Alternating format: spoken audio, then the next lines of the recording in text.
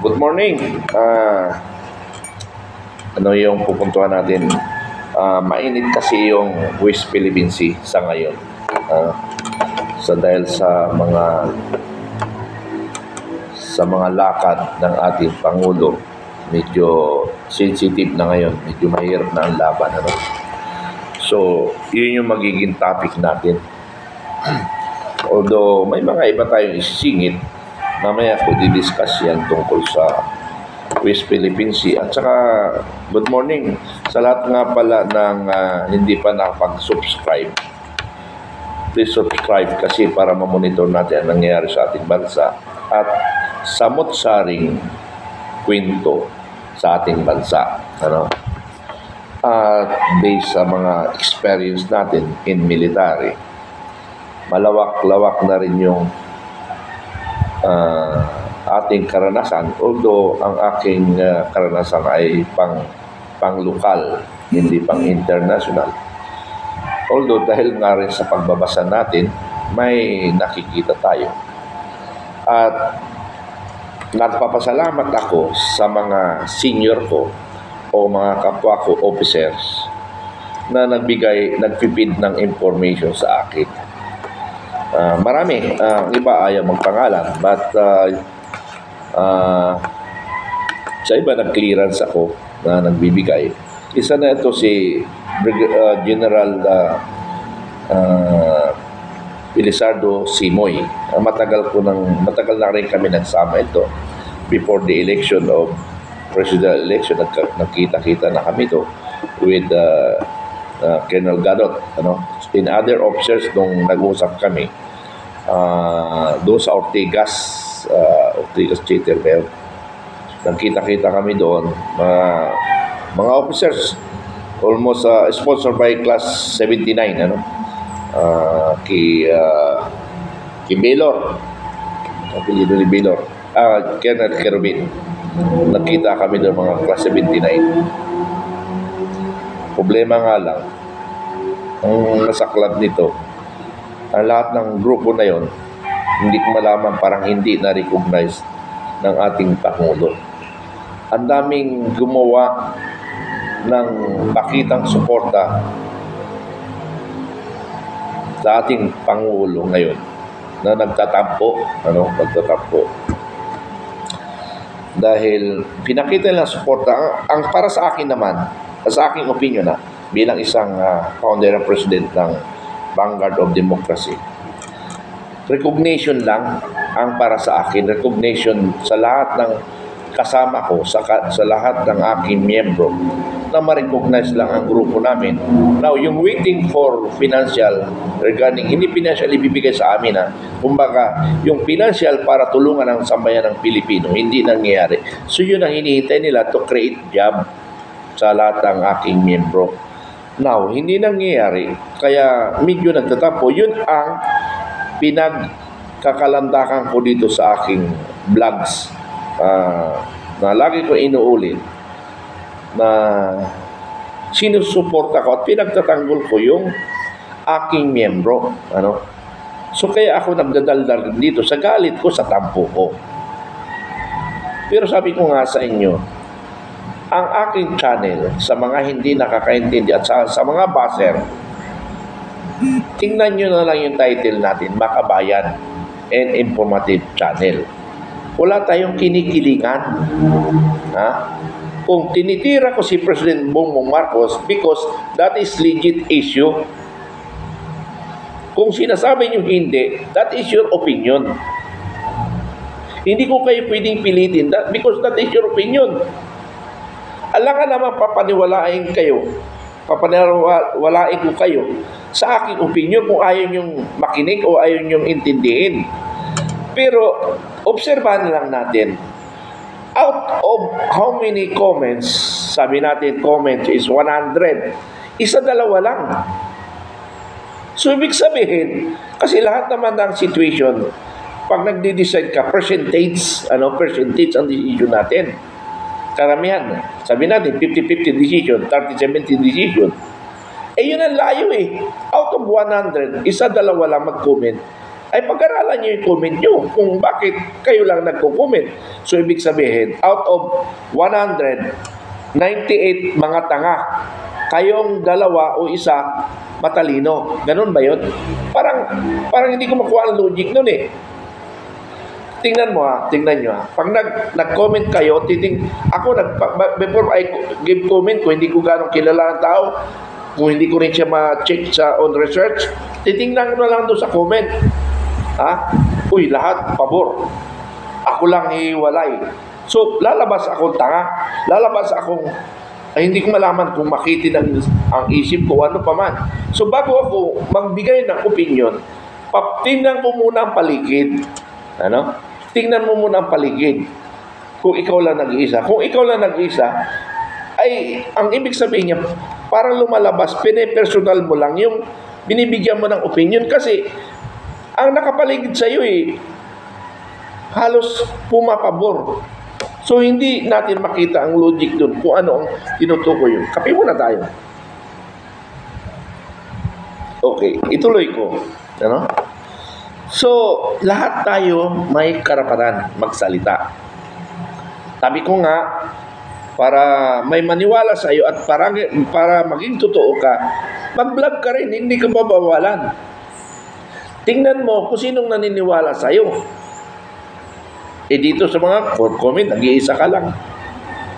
Para bang nakakatawa para kang bata na ikaw lang ipinipilit mo, hindi ka nag-obserba, hindi ka nakikiramdam, So, yun yung point ko doon, So, nagpapasalamat ako sa mga senior officer ko na nagbibigay ng information sa akin kasi kuminsan wala na akong time mag-research dahil kasasagot lang sa mga question, then may gagawin ako. So, wala pa akong katulong kasi nag-iisa nga lang ako. So, lahat akin. Akin. Pero sabi nga ng may nag-comment or yung anak ko yata, ginusto mo yan pinasok mo yan sabi ko, hindi ko kayo sinisisi, sarili ko lang talaga na panindigan ito. Kasi hindi ako mapakali kung ang aking kagustuhan ay hindi ko mailabas para sa ating bayan, So, salamat kay General Sinoy at kay Colonel Jacinto Uche Ubri, Sila yung mga nag-feed sa akin ng information na through research nila, So, marami pa yan. So, salamat mga sirs. Sabi nga ng General Survivor, uy, dumadami na ang tumatapang. Ang ibig sabihin kasi ni General Survivor, ay manindigan tayo sa tama. Manindigan tayo sa tama. Ngayon, kung inakala mong ikaw kung kontra mali, adi panindigan mo rin. Ganun lang yun. Hindi yung magpe-personal attack ka. Kasi pag personal attack, makitid ang isip natin. Hindi para sabayan yung ating puntos, kung hindi makasarili. Makasarili. Makikipag-debate ka pa. Wala na nga ako time sa mga ganong personal na debate. Ang natutulungan ko lang dyan, yung sarili niya, yung nagdi-debate. Siyempre, normally, pag walang mediator, never na magkasundo. Lahat, opinion mo tama. Hindi magsasalubong yan. So, uubusin lang ang oras mo. Kaya sinagot ko na lang, hindi pala kita panahon para kausapin. Maghanap ka ng kausap mo. So, gano'n na lang ang mga sagot ko sa kanila. Okay. Ito, patungkol ito sa West Philippine Sea na yung action na pagbibisita ng ating Pangulo sa United States, nakaka-insulto talaga. Pero bago yan, gusto kong linawin kasi kagabi may kausap ako na isang tauhan ng mataas na general ng Armed Forces. Sabi niya, uy, kilala mo pala si Colonel Bitran. Kilala mo pala yan, kaibigan mo. ID sir. Nagkataon lang nakilala ko, sir. Nagpa-picture kami. Kasi bakit sir? Ang daming galit yan ng mga senior officer. Okay, i-discuss natin kung bakit sila nagagalit. Okay. Una, baka nagagalit sila dahil pinuputakti ko ang PGMC. Ano? Pinuputakti ko talaga over my dead body ang PGMC. Ang dami nilang pinahihirapan. Ang dami nilang pinapahirapan. Okay, dito tayo mag-discuss on legality. On legality, paano nila depensahan yung kanilang kapalpakan, hindi naman kapalpakan, kanilang pagkagahaman. Kung sino mang gaman, sabi ko, I'm sorry, Colonel Lupina, hindi ikaw ito. Pero ikaw lang, timing nandyan. Kaya nga sabi ko, mag-resign ka para hindi kita putaktihin. Sana tayo mga officer, pag alam natin mali, manindigan tayo, kumilos tayo. Ano? Manindigan tayo. Bakit ako nung nasa active ako? Pag ako illegal, yung mga instruction, kukontra ako eh. Ano? Kukontra ko pag alam ko illegal ang instruction. Hindi ako mapasunod sa mali. Even though in national government, katulad sa yung mga violation regarding sa LTO, regarding sa DNR, na may mga tawag-tawag mga congressmen, hindi ko yung pinapakilan. Anong pakialam kung congressman ka? Anong pakialam kung gobernur ka? Wala akong pakialam doon. As long ginagampanan ko lang ang aking responsibility being designated with that area. Wala akong pakialam kung sino ka. Bakos, pwede pa ako makiusap. Pero kung daanin mo ko sa takot, ay mag-resign na lang ako kung takutin mo ako. Mag-resign ako. Okay.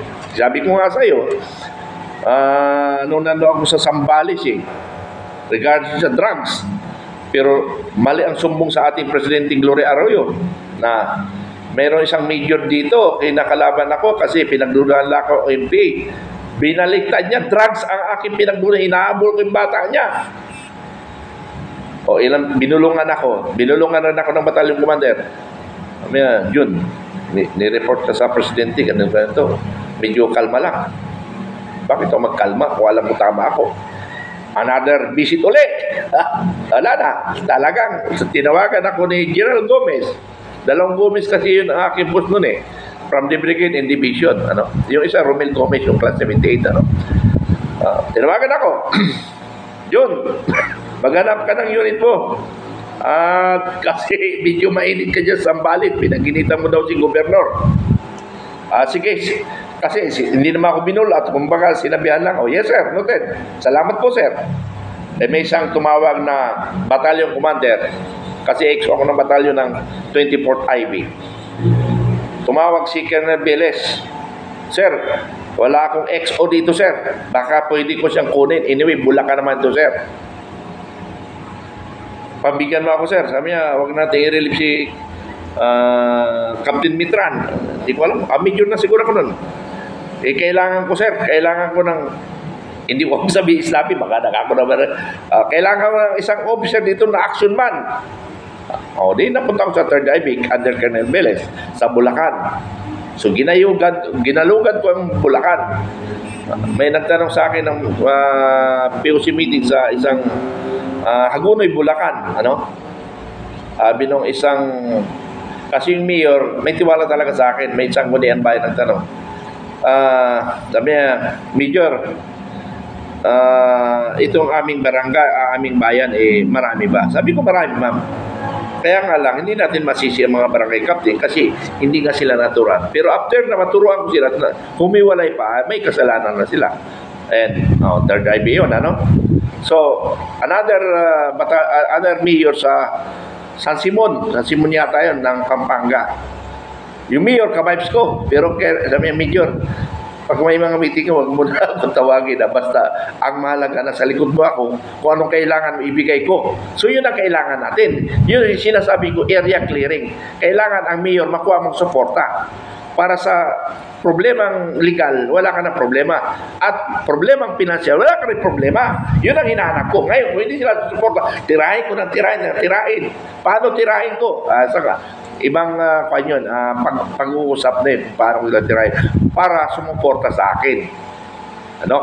Pag sinatawag niya, sinusunog ko siya. Okay. So much for that. Sabi, ang tanong sa akin ng isang sangguniang bayan, gaano katagal mo matapos ang aming municipality? Sabi ko, simple lang yan, ma'am. Within 3 months, 2 to 3 months, clear na po ang iyong bayan. Hindi maniwala, pati station commander. Hindi maniwala. Kasi sa tagal ng dekada nila hawak yan, hindi na clear. Simple lang naman yung pag-clear ng isang area. Once you are dedicated, i-focus mo lahat. Sinong unang ayusin mo? Yung barangay captain. Kasi pag naka barangay captain, kahit natutulog ka, ang daming information ang pumapasok sa'yo. Pero pag hindi mo nakuha barangay captain, una, may kaso ka. Pangalawa, zero visibility ka sa information sa kanyang barangay. Kasi ang barangay captain, mismo ngayon nag-aaway na mag-asawa, hindi nagkasundo sa gabi. Alam ng kapitan yun eh. Kasi lahat ng corner or both corners of the barangay niya, may mga tao siya. So nakakarating sa barangay captain. Kaya nga number 1 chismoso sa barangay, ang barangay captain, tandaan niyo yan. Pag hindi niya alam, hindi niya nagagampanan ang trabaho niya. Ganun lang kasimple. Okay, balik tayo. Okay, may isang POC meeting na naman. Anong bayan niyo? Malulus yata. Ha? Meeting, POC meeting. Patawag na meeting. Sabi niya. Parang siya DLG officer. Major, sa palagay mo kaya dito mayroong NPA? Mayroon, ma'am. Sabay tingin ko lahat sa mga kapitan. Pag yumuko, alam ko na. Pag may yung pasimple, medyo duda ako. Sabi ko, mayroon, ma'am. Pero ma'am, hindi ko sila masisi kasi hindi nila alam ang gagawin nila. Pero after my lecture sa kanila at ginawa pa nila, yun ang kasalanan na nila sa atin. So, ganun lang kasimple yan. Okay. Balik tayo sa discussion ko. Kasi, na-focus ko lang yan. Dahil yung bang katulad yung sabi ko, wala akong pakialam. Basta, ang akin lang ay gampanan ko ang trabaho ko. Yun ang point ko doon. Kaya nga, balik ako sa PGMC. Nakita ko kasi yung mga legal action nila. Tingnan nyo pakinggan nyo yung sitwasyon. Dinaan ko sa tamang proseso, Tamang proseso. Ulitin-ulit. Para sa mga hindi nakakasubaybay sa akin, lalo na yung mga senior officer ko na kumukontra sa akin, tinitingnan ko kung saan sila galit sa akin. Okay. Pagkatapos nito, doon kayo magalit sa akin kung mali ako. Kasi regarding PGMC lang may mga iba pang topic tayo, Okay.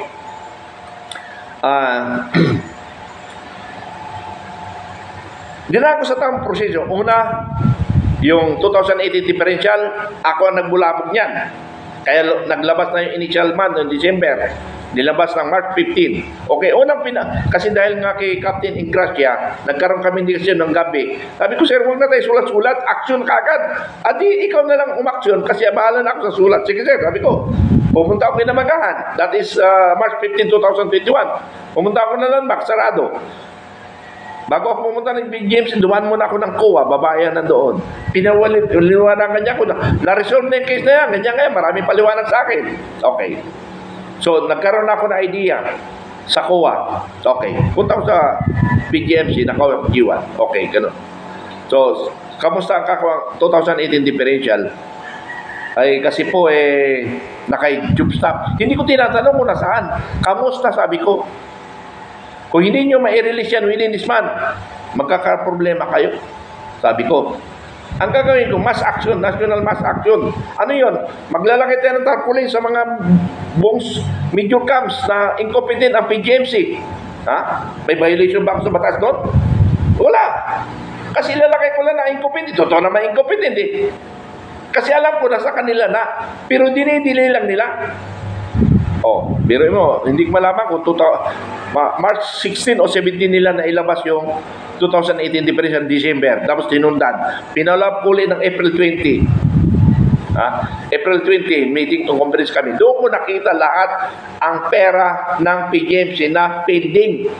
Na-briefing nila sa akin nakita ng dalawang mata ko, narinig ng tainga ko, hindi ba accepted to the court yan? And that is already pwede ako mag-witness sa mga complainant. Di ba? Kaya yung dokumento nasa akin na, dokumento and affidavit. Kumukuha lang ako ng buwelo dahil wala akong budget na para pagkilot. Siyempre, kailangan dumaan muna ako sa abogado nang aayusin papel. Marami akong busy. Hindi ko muna priority yun. Pero binibigyan ko pa chance ang PGMC. Ano? Pero pag dinala ko na sa ombudsman yan, wala na sisiyan. Wala na sisiyan. Pag dinala ko ombudsman, bahala na kayo sumagot sa PGMC. Pero alam ko, magaling silang sumagot sa PGMC. Okay, balik muna tayo sa COA. Pumunta na ako ng G1. Ayun na nga, nag-discussion kami. April 20, 2021, meeting uli kami sa Jago with 2 lawyers. Pinagkaisa nila ako with Rear Admiral De Lusario, retired, class 71. Hindi ko lang alam kung De Lusario, basta sa narala ko, class 71 siya. Nandoon siya. Naghahanap ng kakampi si PGMC, si Task Force Commander. Ang ginawa niya, nung magkaroon kami ng discussion, nakita niya na para sa pensioner yung dinidiscuss ko, tinulugan kami ni Rear Admiral De Lusario. Hindi siya nakialam. Hindi niya ako inupos. Kasi pag inupos niya, kami ang magbabalik-taktakan. Sama kayo, sir. Dito kayo pabor sa palpak na trabaho o dito kayo pabor sa in favor sa lahat ng pensioner? Gano'n lang tanong ko. Now, kung sinabi mo PGMC, atras na ako, sir, kasi hindi tayo magkakasundo. Kasi pinagtanggol mo, kinukontra ko, hindi magkukontrahan lang tayo. Ginawa niya, tinulugan kami. Wala siyang sinabi. Wala siyang sinasabi. May kunting salita siya, pero hindi niya ako kinontra. Kasi nakita niya ang aking issue na para sa lahat, hindi para sa akin. Ano? So, ganun yun. So, natapos yung April 20. That is the date na hindi ko makakalimutan, the date April 20, 2021. Hindi ko makalimutan. Yan ang araw rin ng kamatay ng aming panganay. Kaya umuwi ako ng Mindanao. Ano? So, doon ko nakita mga pera ng PGMC. Pero sa palagay ko, yung colonel na yun, yung lieutenant colonel ng Air Force, na Task Force Commander, matindi ang bull out sa kanya. Kaya nga nawala kaagad siya eh. Kasi nireveal niya lahat sa akin ang information. Yun ang pinapanindigan ko ngayon. Nasaan na yung mga pera na yan? Yan yung pinapanindigan ko ngayon. Tapos magagalit kayo sa akin na pinanindigan ko lang yung mga pension. Dapat sana kayo ang lumaban nun. Kasi kayo ang mga senior officer. Sabi ko nga sa inyo, magalit na naman kayo sa akin. Nung tayo nasa active, napaka-seniorito natin. Diba? Napaka-seniorito natin. Sir, kape. Okay, timpla. Tapos ngayon, we are already retired. Pinabayaan natin, most especially yung asawa ng mga sundalo natin na pinabayaan natin. Nagkamatay na yung iba, wala tayong ginagawa. Kaya nga sabi ko, nananawagan ako sa lahat ng samahan ng MUP, tulungan natin ang kapwa natin pensioner. Walang kumikilos. The only founder president of the vanguard of democracy ang kumikilos. May kasama ako ng generals, nagtiatrasan. Hindi ko na nababangkitin kasi nakaka-insulto naman sa kanila. Marami akong general na tumawag na gusto tumulong sa akin. Bandang huli, nawawala. Bakit kaya? So sa isip ko, gusto nilang tumulong sa akin, pero tinatawagan sila. Sir, huwag mo na pakialaman yan kasi ganito. Yun ang duda ko. Kasi ang ganda ng usapan namin eh. Tapos bigla na lang ako aatras. So, ibig sabihin tinatawagan. Mayroon isang pang-general eh. Nag-CGPA eh.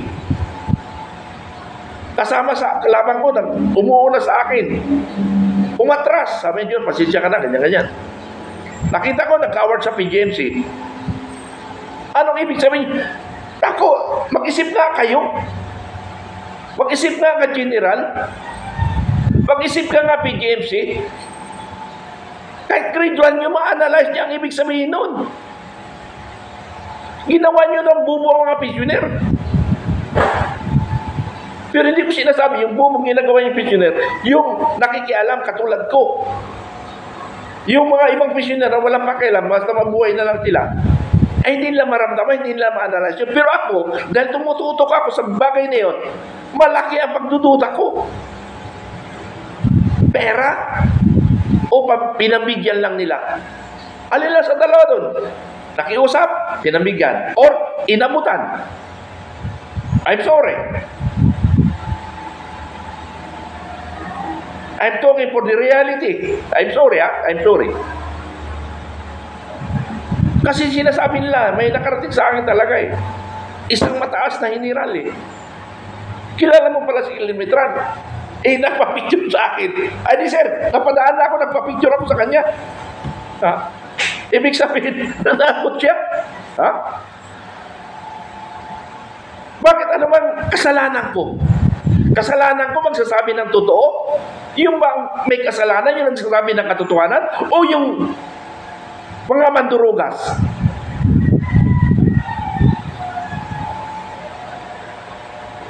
Hindi ko maintindihan eh. Kaya nga, nanggagalinti kami ni General Survivor eh. Nagsasabi lang kami ng katotohanan. Katotohanan lang yung sinasabi namin. Hindi kami naninira ng kapwa. Ngayon, nasira siya. Ginawa niya eh. O nangyayari eh. Tapos ngayon, ako sisihin ninyo. Ibig mo sabihin, manahimik na lang ako. Hindi ko kaya ng konsensya ko yun. Nakikita ko, ang dami nagmamakaawa ng mga balo dyan. Wala tayong gagawin. Kasalanan ko ngayon. Sige nga. Kaya nga hinahamon ko lahat. Lahat ang kumukontra sa akin. Hamunin ko kayo sa social media. Kung sino ang paniwala sa atin. Huwag nga tayo maging... Kaya nga minsan, yung mga kailalang mga general, minsan ayaw mo na magpakita. Kasi, baka isipin niya gano'n. Umiiwas din ako sa mga kaibigan ko, mga senior ko. Baka pumapabor, magkasagutan kami. Masira yung sama namin. Pero marami na rin ako general na nag-commander, naging CGP o ano pa man. Nagkausap kami. Maganda yung mga advice sa akin. Pero, yung mga balita na mula sa likod ko, iba. Pero lahat naman ng officer na nakausap ko, mga senior ko, wala silang sinasabi against me. Kasi pinapaliwanag ko ang side ko.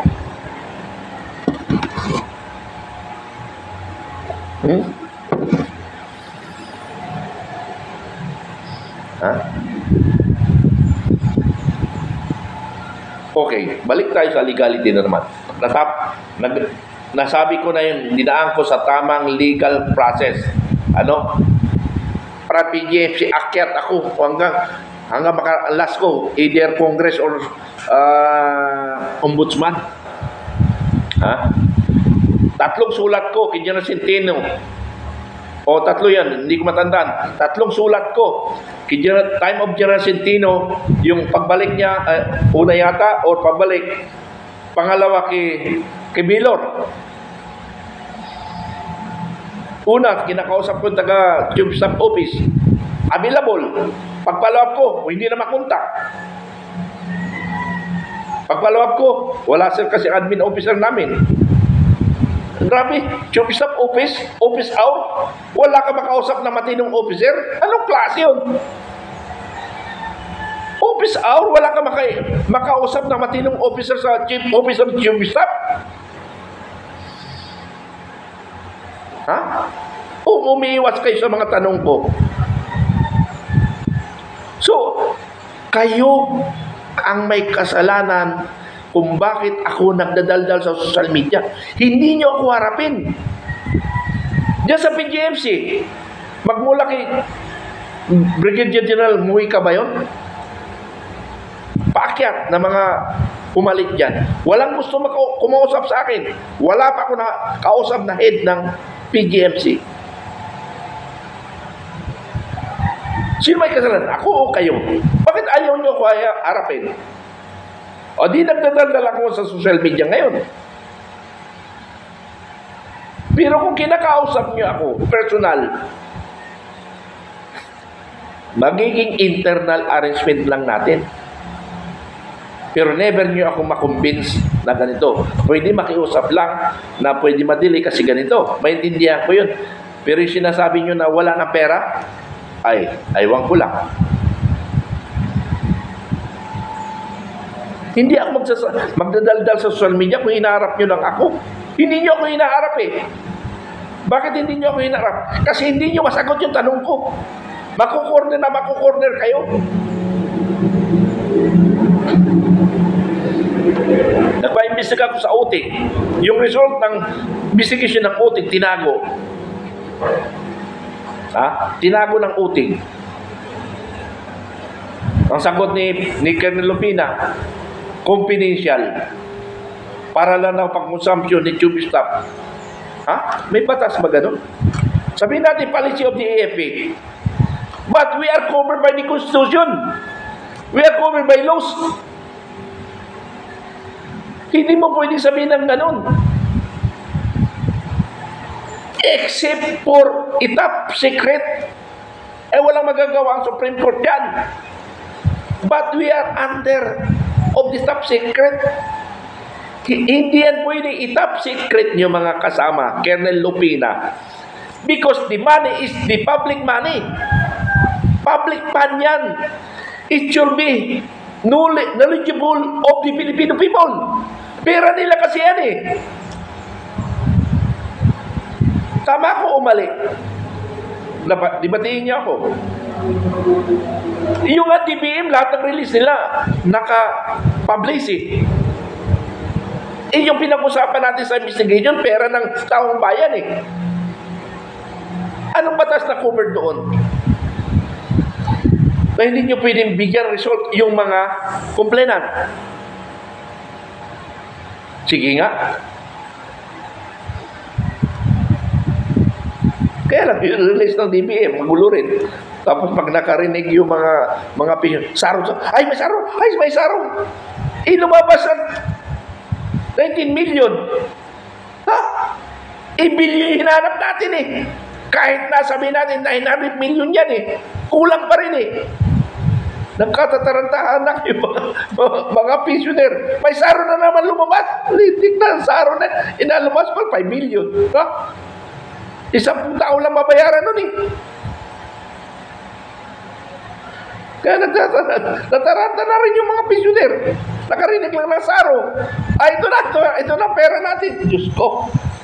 Kahit na 900 million yan, hindi pa rin pasok doon sa inaanap natin. Nakikita ko, sir, may saro lumabas. Pero I'm sorry kasi ganun talaga eh. Hindi nila naintindihan. Ako eh. Hindi ko gano'n naintindihan. Okay, balik tayo doon sa parating ko sa Anti-Rating Authority na inutil. ARTA, mga inutil kayo. Hindi lang ako sinisipag na puntahan ko kayo dyan. Nanggaling ako dyan, okay kayo. Pero hindi ko sinisisi ang mga empleyado dyan Yung mga boss nyo, inutil siya. Kaya ko harapin yan.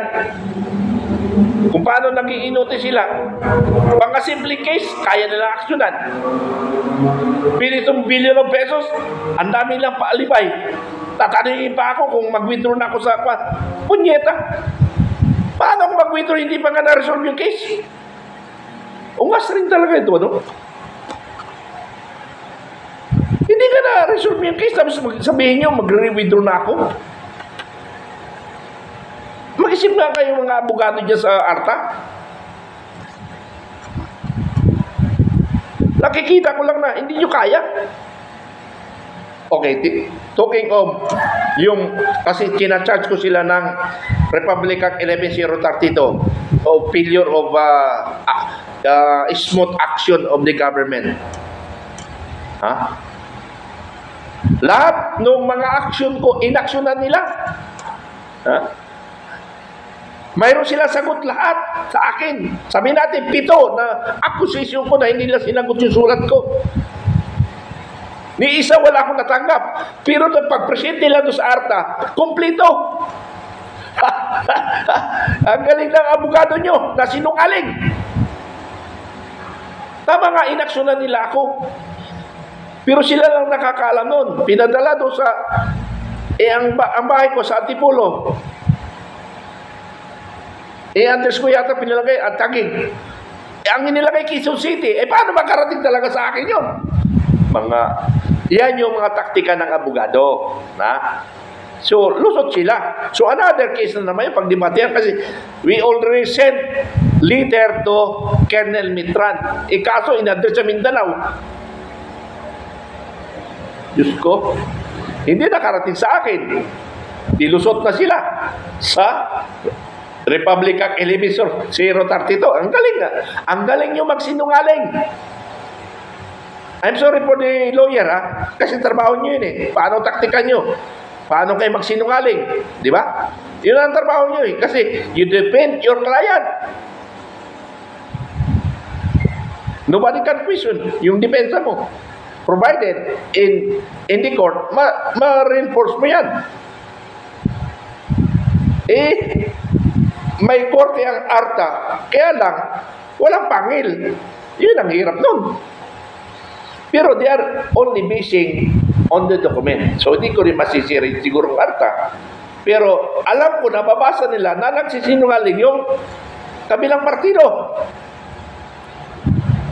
Pero, ang ilalabas kasi rin sa akin dyan, kasi itong document, we cannot give decision against them. Kasi, kompleto document Pero kung i-scrutinize natin, kaya nga sabi ko, face-to-face uli, haharapin ko na ng totoo. At saka yung based on the document, pakita, okay, yung sulat mo ito sagot namin. Saan naka-address? Kailan in-address nyo? Doon ngayon mag-analyze ang mediator. Hindi naman korte, mediator na lawyer. Okay, so much for that. So, dinaan ko sa tamang proseso lahat yan. Bakit kayo magagalit sa akin? Dami nang namatay na byuda, hindi nila natatanggap Tapos galit kayo sa akin? Sige nga. Mag-uusap nga tayo kung sino man yung galit sa akin. Okay, talking of PGMC, kaya nagagalit kayo. Okay, talking na naman sa military na marami akong patsutsada na tinatamaan na senyor. I-question nyo ako. Bakit kayo galit sa akin? Nagsasalita lang ako para sa bayan. Bakit si General Macanas, si General Survivor, o lalo sa General Survivor, mas malala pa pag umirada sa akin? Makabayan kami. Anong magagawa nyo? Ang bayan, ang pinoprotekta namin, hindi ang individual. Kaya nga sa politika, ayaw ko ng politika. Kasi pampagulo ang politika. Kaya nga sabi namin ni General Survivor, regarding sa pagpapalit ng administrasyon, hindi mababago ang sistema niyan kung hindi magkakaroon ng junta. I-reform, restructure, yung structure, ayos natin ang struktura ng ating gobyerno. Sabi nga, alis yung Congress Okay lang ang province, isang congressman. Yun lang yun. By province, isang congressman. Kasi ganun rin, you represent the province. Alangan hati-hatiin nyo pa yan, pinaghatiin nyo lang ilang million dyan o gano'n, o thousands, para lang dumami position. Hindi nyo marin nagagampanan yung mga representative by area. Kalukuhan kung nare-represent nyo yung perang pumapasok sa bulsa nyo. Sa senador, ilan ang region natin? O ganon. We have 16 region. Okay. Region 1 to 12. Cordillera. 14. BARM. 15. And yung bagong create ngayon, Region 15. Yung Region 13. So that is 16 regions. Di ba? Yun lang yung senador. Para hindi marami swelduhan. Ang dami pa naman pag gumawa ng mga budget yan. Pag lalagyan mo lahat yung mga senador, congressman, pag hindi, go kontra. Okay, so much for that. So, balik ulit tayo muna sa mga galit sa akin. Kung sinasite ko yung mga officer na nakikita ko, that is my opinion. Na nakita ko, ito yung officer effective. At ito yung mga ginagawa ko na effective. Na kung tinatamaan kayo, ay di harapin nyo ako. Huwag nyo daanin ako sa galit. Para na lang tayo retired eh. Retired na tayo parehas. Lahat ay parehas ang karapatan natin.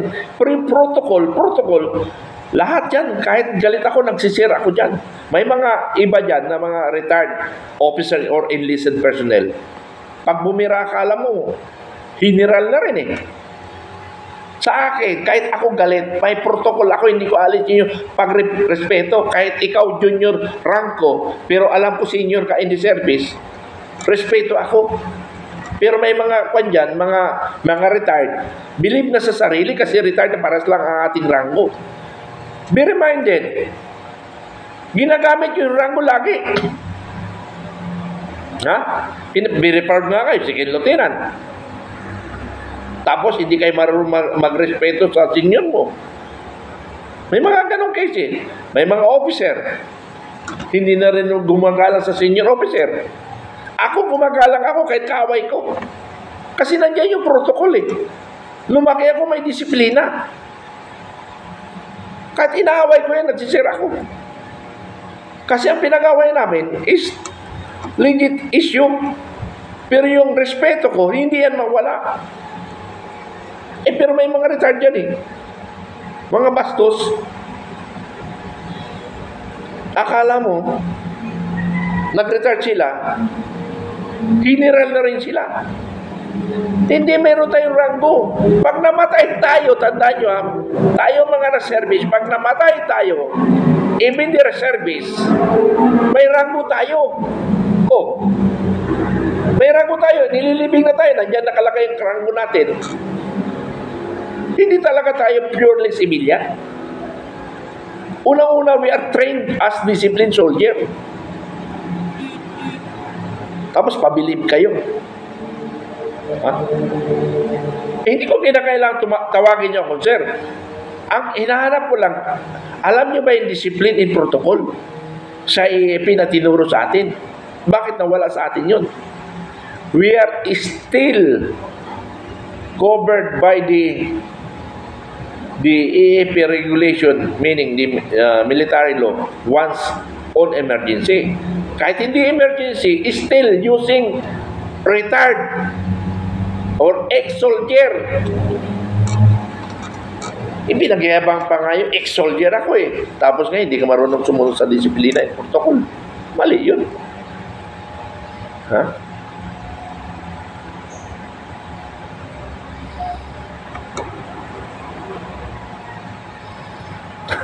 Marami. Ha? Harapin ko kayo. Kaya natatawa ako eh. Ang daming na umiilag sa akin eh. Kasi baka daw ma-charge sila ng conspiracy na kasama sa inciting to sedition. May nag-text na sa akin na Colonel Mitran, malapit-lapit ka na sa inciting to sedition. Anyway, sir, yan ang survivor, sir, katindado. Bahala ka na magtanggol sa akin, ha? Kasi nag-usap tayong dalawa. Bakit si kapitado hindi nyo tinitira? Pero meron rin siyang grievance rin siya sa mga kasama niya. Ha? Yan ang makano, sir. Pero ang tawag pala sa amin, Cool Captain, ano? May nagbansak sa amin, Cool Captain, MUP, Cool Captain, ano? Okay, so much for that. Nakalimutan ko yung West Philippine Sea, ano? Hindi yun, nakalimutan ko na yata. Napunta tayo dun sa issue na nakarating sa akin na marami daw may galit sa akin. Kahit may maraming galit sa akin, marami ring senior officer ko na pumapapabor sa akin at nagbibigay pa ng information sa akin. Sabi yun, ituloy mo lang yan kasi para sa bayan naman yung ginagawa mo. Salamat, sir. Sa mga pagpupuri nyo. Kung medyo nagkakamali ako, i-remind nyo lang ako, sir. But we are still on in reference to law and in reference to protocol and discipline as being a member of the former member of the Armed Forces of the Philippines. Hindi ko yan kakalimutan, sir. Ano? Pero may nagpadala sa akin kasi, ano? Yung pagpunta ng ating nagpadala nito si General Bernardo Simoy, si Colonel Obre, ano? May mga hindi nagpapangalan, ano? Maraming nagbibigay sa akin na information, ano? So, yung pagpunta ng ating Pangulo sa ibang bansa, sa United States, together with the Japan Prime Minister, ito, to be unfair, sabi nga dito, wake up call, ano? Wake up call from President Laurita Chu. Wake up call daw ito sa ating bansa o kay sa ating Pangulo. Biruin nyo ha, ito napadala si Ed Alunan. Galing sa kanya ito, nakita ko yung pangalan ni General Parladi doon. Ano? So, si Prime Minister Kishida, pagdating sa United States, with gun salute, with gun salute, and state dinner, and nagkaroon ng face-to-face with President Biden. And pinagsalita pa sa US Congress yung Prime Minister na si Kishida. Paano kay Bongbong Marcos? Sagutin nyo na lang. Anong ginawa kay Bongbong Marcos? Ginawa rin ba tungkol kay Prime Minister Kishida? Parang wala eh. Wala akong nababasa. Sagutin nyo na lang, paliwanan nyo na lang. So yun ang ibig sabihin, nagtawag ng wake-up call si President Laurita Chu sa kanyang mga publications sa print media. Walang recognition tayo, parang ginawa tayong tanga. Tapos pinipilit natin ang sarili natin sa US. Makipaggera pa tayo. Yung nauna kong vlogs na involved pala tayo. Deputy pala ni Rear Admiral si Chubista based doon sa salita ni President Biden with politician Ross, politician expert of the United States. Ano? So, pag-iisipan natin, although ito is pinaparating ko, hindi ako magbibigay dito dahil hindi pa malalim yung aking research dito. Pero information lang yung binibigay ko. Okay, so much for that. Ano? Na-discuss ko ito. Kasi may dumating sa akin na hindi maganda sa taing ako. Wala naman akong chance kundi social media ko sabihin para makarating sa taong bayan. Kaya nga, Makabayan in informative channel. So much for that. Magandang umaga uli sa ating mga kababayan. Lalo na sa aking mga nagsusubaybay sa akin, subscriber. Ano? Mag-subscribe pa kayo, yung mga hindi pa, para magkaisa tayo. Andiyan naman si General Macanas, si General Survivor, the MUP, Cool Captain. Good morning sa lahat.